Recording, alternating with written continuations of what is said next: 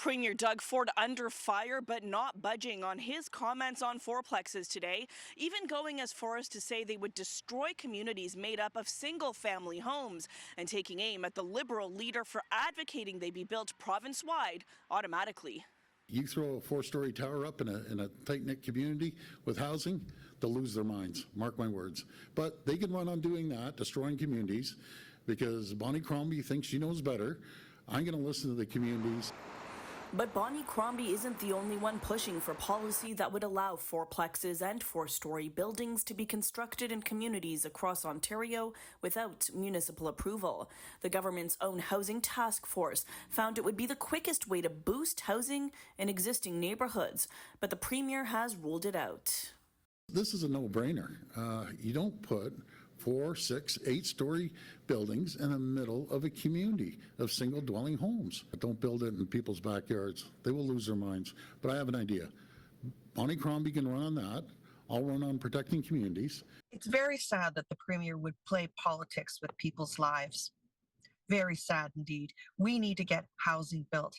Whoever recommends it, if the idea is a good one, I would run with it. Liberal leader Bonnie Crombie says the Premier's concerns about tall towers in single-family suburbs are unfounded. Typically, fourplexes are 2 to 2.5-story buildings, not 6 or 8.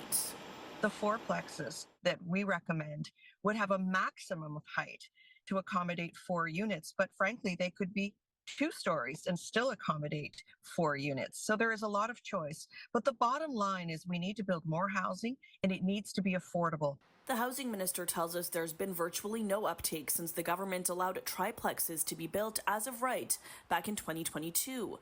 But advocacy group Environmental Defence says that's because of the government's own policies restricting height and depth. This is a triplex legalization in name only. You have to allow height, you have to allow a more floor space index, as the City of Toronto did, you have to allow slightly deeper buildings. These are all things, they are physical changes, but they're perfectly compatible with existing neighborhoods. The federal housing minister also calling on the Ford government to reverse course on its fourplex decision, saying they've chosen red tape and the status quo rather than taking the housing crisis seriously. For City News, I'm Yazdani.